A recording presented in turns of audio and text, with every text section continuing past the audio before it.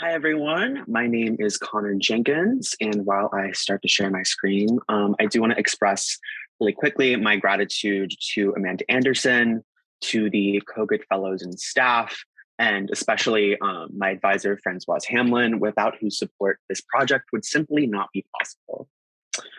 So, a capital in colonial North Carolina and a crucial hub for trade into the 19th century, Edenton, North Carolina was the hometown of numerous early North Carolina politicians, including many signatories of the Declaration of Independence. As a colonial capital, it sustained early connections to the nation-building project that married racial slavery to settler colonialism.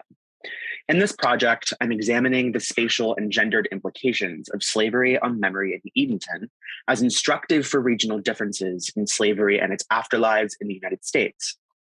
Representative of Edenton's contradictions are two of many of its incredibly famous residents. So first is Harriet Jacobs, and she was the author of the canonical 1861 Incidents in the Life of a Slave Girl. And she was born and enslaved in Edenton before her famous flight, in which she hid in her grandmother's attic for 7 years before heading north 7 years later.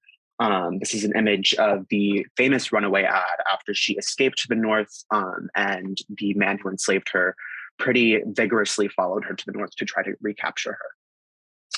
The next individual is James Cathcart Johnston, who was the son of a wealthy enslaver who had served as both a United States senator and a North Carolina governor. And he lived in Edenton from his birth in the 1780s until he died in 1865 at the age of 82. By 1860, he enslaved at least 555 Black people across his eastern North Carolina plantations, making him amongst the wealthiest enslavers in North Carolina and in the entire Upper South. So a central logic of racial slavery that's really central to my project is something that Stephanie Camp articulates through the bondage of space and time, which is something that describes the spatial distribution of enslaved people's bodies and labors. I'm using this lens to examine the power of gender and space in Edenton, applying this analytic to a local scale. Contesting the myth of slavery in the Upper South as lenient, I am examining this gendered experience across Edenton and Northeastern North Carolina generally, and I'm discovering an important caveat, which is that the opportunities for escape and fugitivity from slavery were substantially different in Edenton when you compare it to the Mississippi Valley, particularly through enslaved people's knowledge of nearby waterways and maroon communities in the Great Dismal Swamp. So this regional difference is not reflective of any investment by white enslavers in the Edenton area in Black freedom. Rather, it reflects the material difference in the landscape in the Upper South and the ways in which enslaved people drew upon these geographies. So a nearby Civil War contraband camp was a site of refuge for many fugitive enslaved people in North Carolina who would flee eastward during the Civil War, which to the region which was Union occupied. And when Confederate forces recaptured this fort in 1864, they indiscriminately murdered Black soldiers and civilians. Still today, the town valorizes the Confederate soldiers, as you can see with this monument here with the inscription reproduced below.